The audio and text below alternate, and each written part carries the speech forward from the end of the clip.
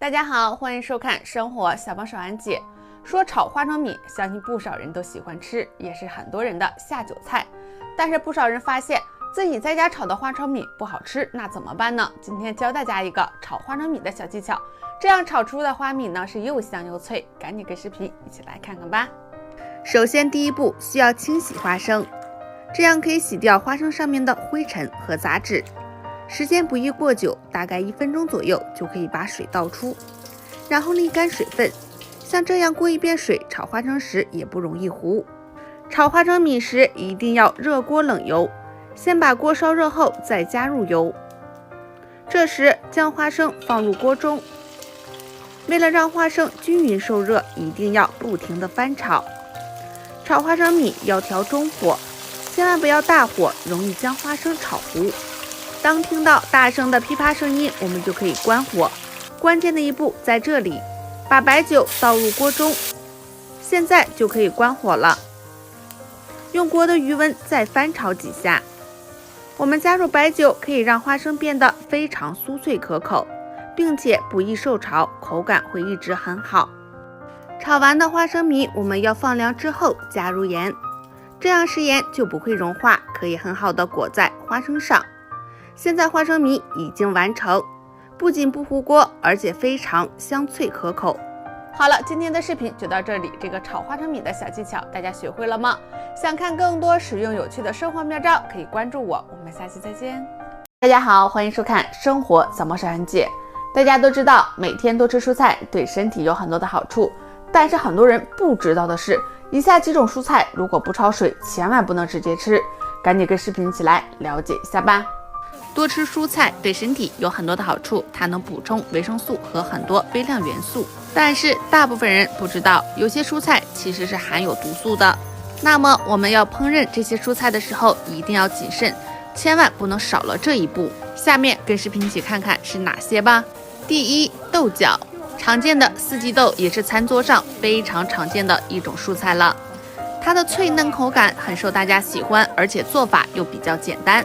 但是四季豆是含有一种毒素的，必须在烹饪的时候一定要高温煮熟，这样才能将豆角里面的有毒物质破坏。如果不小心吃了未煮熟的四季豆，那会对身体很不利，容易出现腹痛、腹胀、呕吐的症状。所以我们在烹饪四季豆的时候，一定要将它煮熟。第二，菠菜。说到菠菜，很多朋友都非常喜欢吃，鲜美美味，但是很多人不清楚菠菜的草酸含量是非常高。那么在烹饪菠菜之前，我们一定要先焯水，这样才能去除菠菜里的苦味，还可以有效减少菠菜中所含的草酸，这样我们在烹饪的时候才会吃到更健康的菠菜。那么为了保证菠菜的口感，我们在焯水的时候千万时间也不要太长。如果需要烹饪菠菜，我们需要焯水30秒至50秒。那么要做凉拌菠菜呀，我们一定要将菠菜焯熟，保持在3分钟，这样菠菜才能焯熟，我们才可以放心的食用哦。第三，黄花菜。我们在烹饪黄花菜的时候一定要焯水，因为新鲜的黄花菜花蕊中含有大量的秋水仙碱，食用后在人体内容易被氧化成2秋水仙碱，处理不好的话可能会引起恶心、头晕。那么这种毒素溶于水，容易被高温破坏，所以我们在烹饪这个黄花菜的时候一定要处理一下。不过为了安全起见，新鲜的黄花菜第一步首先要把这个花蕊去掉，这样我们再去烹饪的时候就可以放心了。我们购买回来的香椿呀都是比较新鲜，但是香椿如果放置时间长了，里面的硝酸盐就会变成亚硝酸盐，这样对身体很不利。所以在吃香椿的时候，我们把它焯一下水，焯水可以去除硝酸盐和亚硝酸盐，这样吃起来是更加健康又好吃哦。好了，今天的视频就到这里，看完视频赶紧分享给朋友和家人，让更多人知道。我们下期再见。马上快过年了，年味儿也越来越重，每个家庭呢都会吃一样食物，那就是水饺。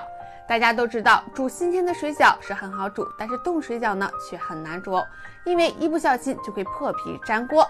今天呢，就教大家一个小妙招，这样煮出的冻水饺呢，不破皮不粘锅，而且筋道又好吃。赶紧跟视频一起来看看吧。速冻水饺和新鲜水饺的煮法是不一样的，我们需要多加这一步，一起看看吧。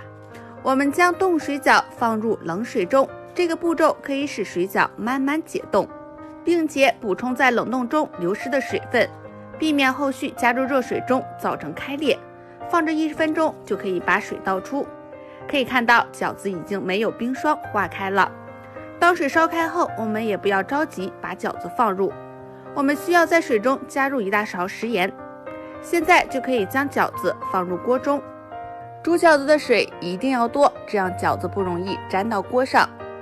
开大火煮，这时不要盖锅盖，用勺子沿着锅底轻轻推动，避免饺子粘连一起。当水煮沸，我们加上一些冷水，然后继续煮。大家可以看到，我们的饺子完全没有一点粘和破皮。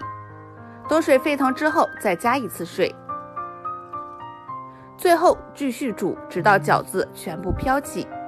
当饺子全部浮起来，而且特别饱满的时候，那饺子一定是煮好了。现在就将饺子控干水捞出即可。煮饺子前加一点食盐的作用是非常大的。加盐后，饺子呢不易粘在一起，口感会更好。怎么样呢？饺子是晶莹剔透吧？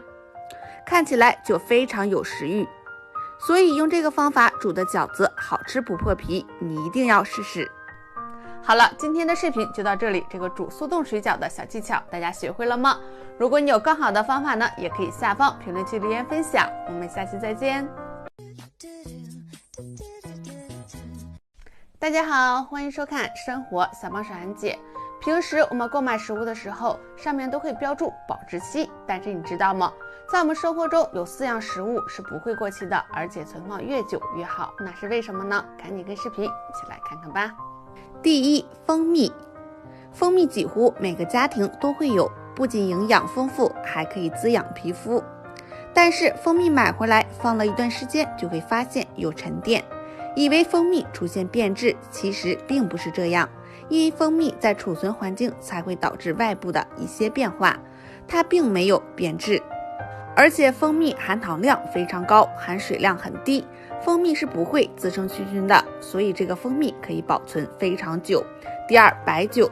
白酒大家都知道，新产的白酒总不如老酒香，而且陈年老酒的价格也会更加贵一些，像几十年的老酒那就更加珍贵了。很多人都把这种年头久的白酒收藏起来，所以像纯粮食酿造的酒是不会过期的，而且是放越久越好。第三，陈皮。